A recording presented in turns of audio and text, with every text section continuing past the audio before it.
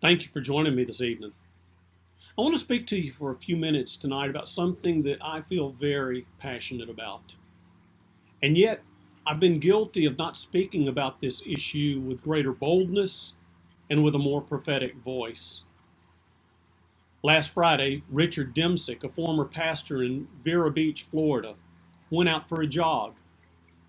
He took his run in a neighborhood that had recently had a string of thefts. He put his hat on backwards, he ran shirtless, and get this, as he jogged, he carried a flat screen TV.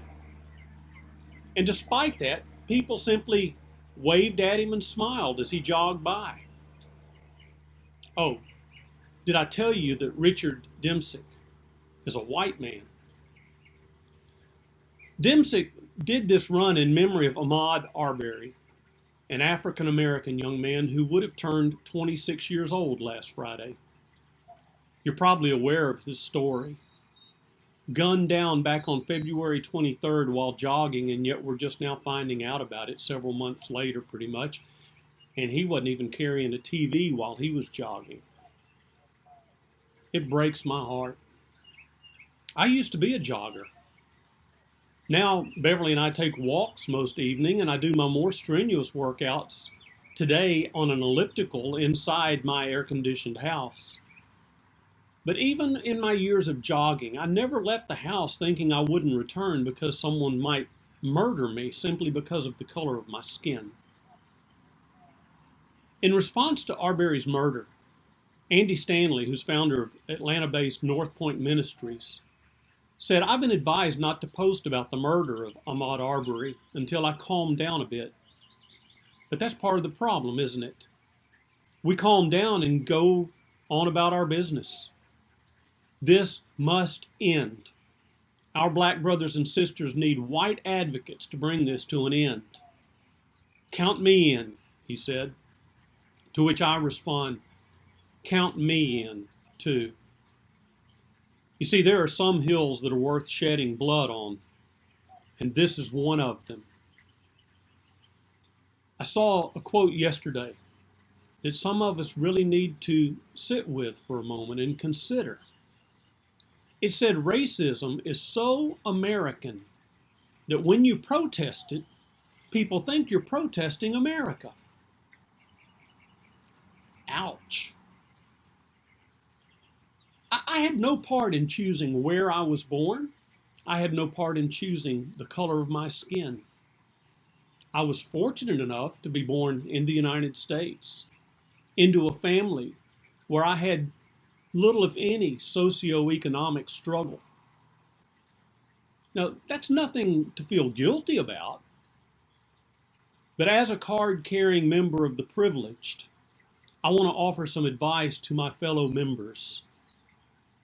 We need to consider our own personal responsibility instead of insisting that those who fall outside of privilege need to be more responsible. It's often those of privilege who feel it's their duty to point out the lack of personal responsibility found in communities of color. But personal responsibility is a two-way street.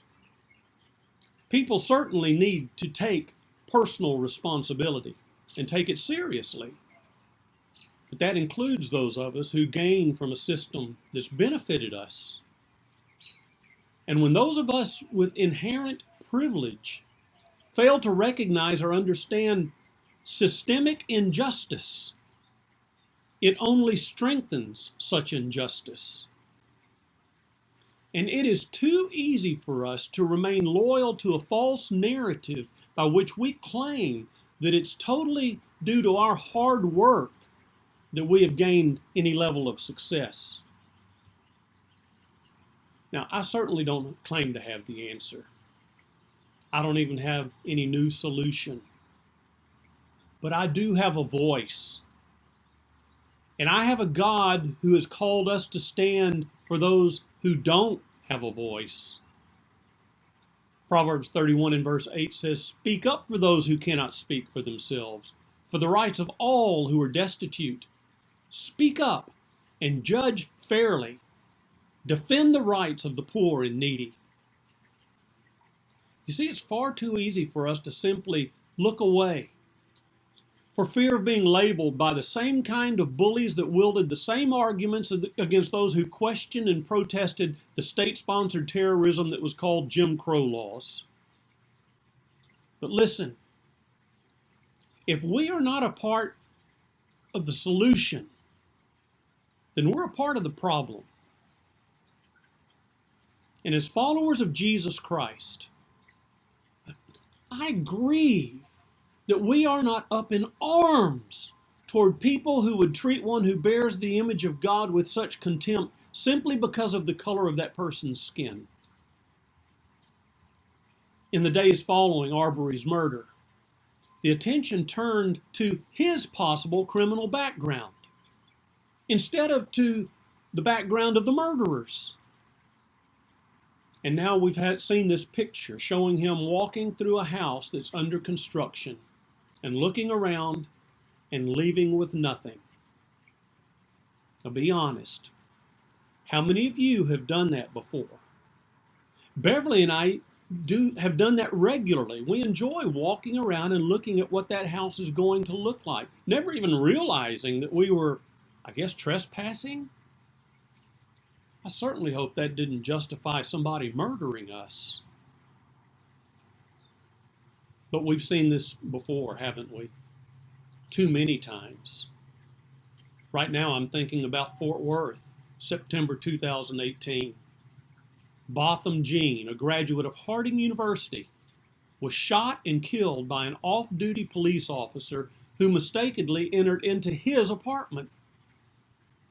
And immediately, the discussion went to his background, that perhaps he had used marijuana in the privacy of his apartment, which, by the way, nearly 30% of adults between the ages of 18 and 29 do that. I'm not saying it's okay, but under what circumstances does that justify murder? And so here's my conclusion. We should not feel guilty because we are, for the most part, those of you listening to this, for the most part, we are white people. But it does bring with it a responsibility. In the words of Matt Chandler, we all need to identify with the race of Christ. Chandler goes on to say, we want to live in such a way that shows that we understand that God has brought together in Christ men and women from every tribe, tongue, and nation on earth, every ethnicity, every language, every culture, and it's created a new culture of mutual submission and joy. And the difference is found in one another as it rounds us out more as the people of God. And might I remind us, we follow a Middle Eastern Jewish man who had olive-colored skin and who did not speak English. So I'll close with these words from one of my favorite Old Testament prophets, Amos, who in Amos chapter 5 and verse 24 said, "Let justice roll like a river, righteousness like a never-failing stream."